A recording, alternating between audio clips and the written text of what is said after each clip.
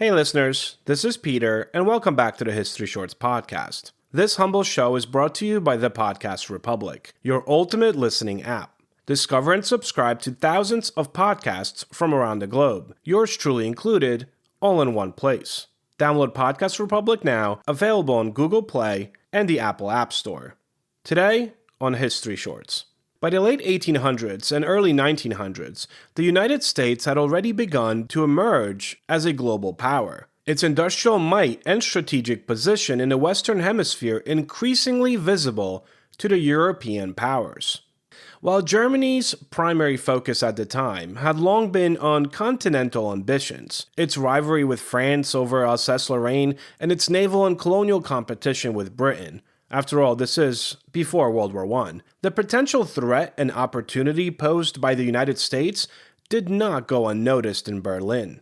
As tensions in Europe mounted in the decades before World War I, German military planners undertook a remarkable and largely forgotten series of contingency studies. Hypothetical plans for an invasion of the United States, which seemed to be growing in stature and importance. Though these plans were never made operational, they reveal both the audacity of Imperial German strategic thought and the depth of its global ambitions. Here is the rest of that story. Yesterday, December 7th, 1941.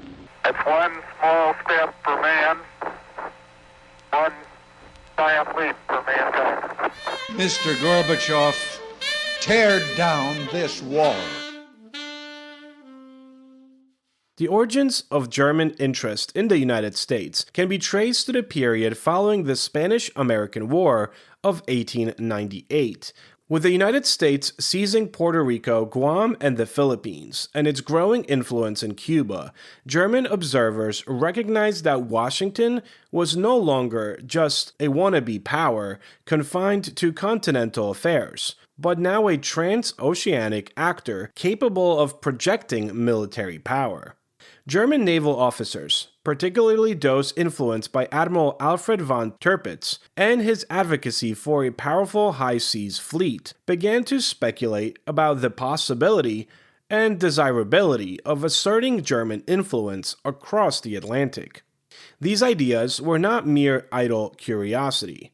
They formed part of a broader Weltpolitik, or the world policy of the Kaiser, which envisioned Germany as a global player along with Britain and France. By the early 1900s, German naval and military strategists were actively exploring the logistics of projecting force across the Atlantic. The hypothetical invasion of the United States was a topic studied in both the Imperial Navy and the General Staff, though it remained contingent upon a European conflict that could tie down American attention and expose vulnerabilities in the U.S. coastal defenses. The imperial plans often emphasized striking strategic targets rather than attempting total conquest of the U.S. Major port cities such as New York City, Boston, and Philadelphia were repeatedly identified as potential objectives. The reasoning was that crippling these hubs of commerce and communication could force the United States into a defensive posture, delaying or even deterring its intervention in any European affair. A significant body of planning centered on the logistical challenges of transatlantic operations. German planners recognized that transporting troops, equipment, and supplies across thousands of miles of ocean would be a monumental task. They envisioned the necessity of establishing coaling stations, controlling sea lanes, and securing staging areas for landing operations. Caribbean and Central American ports under European influence, or potentially captured in a conflict, were frequently discussed as intermediary points to facilitate such movements. In many ways, these logistical studies anticipated the modern military doctrine of power projection, highlighting the complexity of global strategy in an age before large-scale airlift and mechanized transport. The plans also included detailed considerations of American defenses. German officers were acutely aware of the United States' growing navy, particularly its battleship fleet and the coastal fortifications surrounding key cities. They would think of initial operations and how those might involve surprise raids or amphibious landings in less fortified regions, combined with swift strikes on major industrial centers. Some planners even suggested the use of economic warfare, blockading ports to disrupt trade and foment domestic unrest. In essence, the German studies were not naive. They acknowledged the formidable challenges of confronting a nation separated by an ocean, yet increasingly capable of modern defense. The hypothetical invasion of the US was, in practice, more a strategic exercise than a concrete operational plan. Historians have since emphasized that the German High Command never developed an invasion schedule, and no fleet movements were made toward the Western Hemisphere. Rather, these studies function as intellectual exercises, a form of war gaming intended to explore the limits of German military power and prepare for the contingencies in a rapidly changing world. They also reflected the broader anxiety in Berlin about American industrial and economic growth. German planners recognized that if the United States allied with Britain or France in any European conflict, German interests could be severely compromised.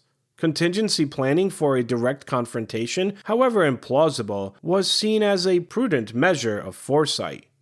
One of the most intriguing aspects of the German plans was the attention paid to psychological and political effects. Strategists speculated that even the threat of a German fleet operating in the Western Atlantic could disrupt U.S. commerce, induce panic along the eastern seaboard, and influence public opinion.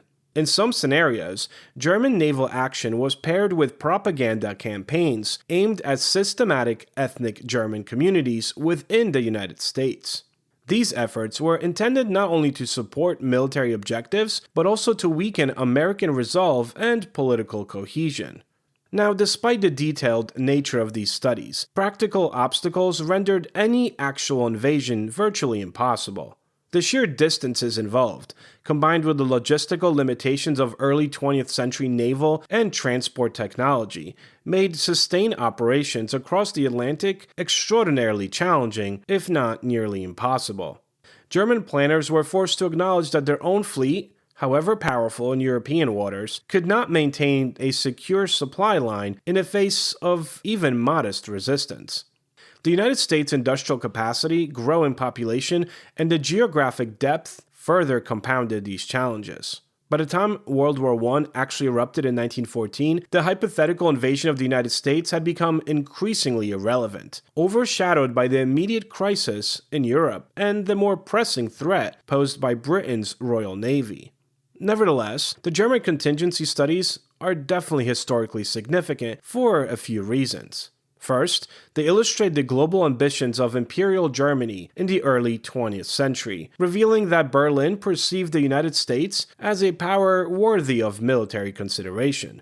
Second, they highlight the rigor of German strategic thinking. Military planners approached these hypothetical operations with very careful attention to logistics, enemy capabilities, and political consequences, demonstrating a sophisticated understanding of global military affairs. And finally, these studies serve as a cautionary tale about limits of planning in the face of reality. The audacity of the concept belied the overwhelming practical challenges that made execution highly improbable. The German invasion studies were largely forgotten after the First World War. With the collapse of the Kaiser, the Treaty of Versailles, and the rise of the United States as a world power, such exercises were consigned to archival obscurity.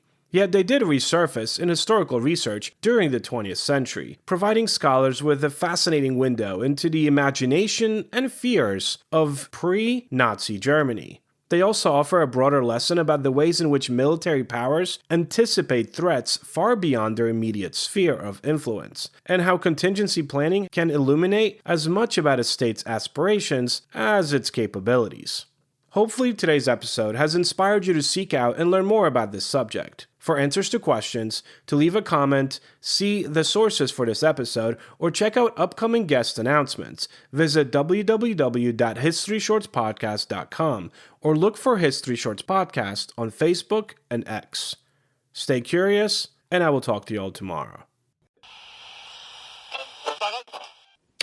Fall is all about cozy comforts, but when you're prioritizing your health, it's easy to feel like you're missing out. With Hero Bread, you can enjoy all your fall favorites because they're made with Hero Bread sliced bread loaves, tortillas, bagels, dinner rolls, and more. Try their all-new Hero Noodles with 12 grams of protein and just 80 calories. You won't believe Hero Bread's options have 0 to 5 grams net carbs and are high fiber from the taste and texture. They've even got small batch drops of indulgent favorites like the popular Hero Croissant. And right now, Hero Bread is offering 10% off your order. Go to hero.co and use code FALL25 at checkout. That's FALL25 at hero.co. All figures are per serving of Hero Bread. Contains 2 to 18 grams of fat per serving. See the product nutrition panels on hero.co for more information.